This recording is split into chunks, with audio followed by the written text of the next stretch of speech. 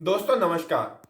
दोस्तों आज आपसे बात करते हैं सामाजिक शोषण, आर्थिक शोषण और राजनीतिक शोषण जो आपका किया जाता है बतौर नागरिक। आपको यह मालूम होना चाहिए कि यह सब खेल किस तरह से किया जाता है।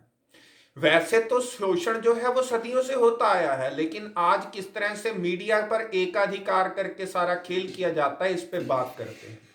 सबसे पहले बात करता हूं थोड़ी सी आपके साथ, सामाजिक शोषण किस तरह से किया जाता है।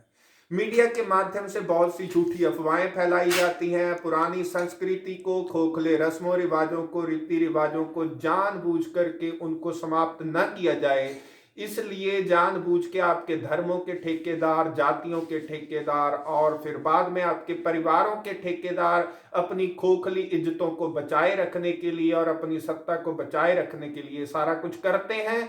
इसीलिए बड़े पैमाने पर ऑनर किलिंग हो जाती है और नारियों के साथ जो भेदभाव भी देखने को मिलता है, अमीरी और गरीबी के आधार पर भी भेदभाव किया जाता है। कहने का अर्थ कि जो सबको बराबर समझना चाहिए था वह बराबर समझा नहीं जाता, क्योंकि अपनी सत्ता को बचाए रखने के लिए और सत्ता को बचाने के साथ साथ यह भी खेल करना होता है कि किस तरह से अपना धर्म की ठेकेदारी जो है उसको बचा के रखते हुए धंधा कर लिया जाए धर्म का।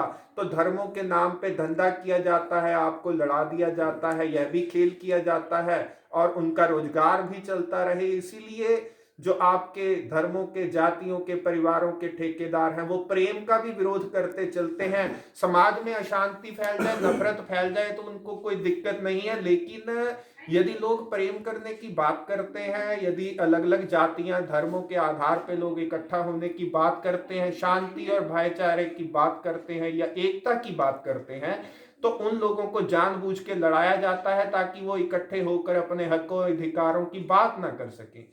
बड़े पैमाने पे आपके साथ ये खेल किया जाता है और अमीर और गरीब के बीच की खाई दोस्तों दिन प्रतिदिन बढ़ती जा रही है। किसानों का, मजदूरों का क्या हाल है यह सब आप देख रहे हैं। भुखमरी है, गंदी बस्तियों में लोग जीते हैं, मध्यम वर्ग जो है वो बीच में फंसा हुआ है और पूंजीपति और नेता मिलकर सारा खेल करते चलते हैं, आपका शोषण करते हैं। और राजनीति की यदि बात करूं तो राजनीति आज पैसे के बिना हो नहीं रही है, पैसे का बोलबाला हो गया है और राजनीति में भी प्रचार का जो है दुरुपयोग करते चलते हैं हमारे नेता और जनमत को प्रभावित करते हैं। लोगों से किसी का कोई सरोकार नहीं है और बतौर नागरिक शायद हम भी इस तरह की बातों पे विचार करना छोड़ चुके हैं और जो जमीन पे जाके काम किया जाना चाहिए वह नहीं हो रहा। दोस्तों मुझे लगता है कि समस्याओं के साथ साथ बात समाधान की भी होनी चाहिए।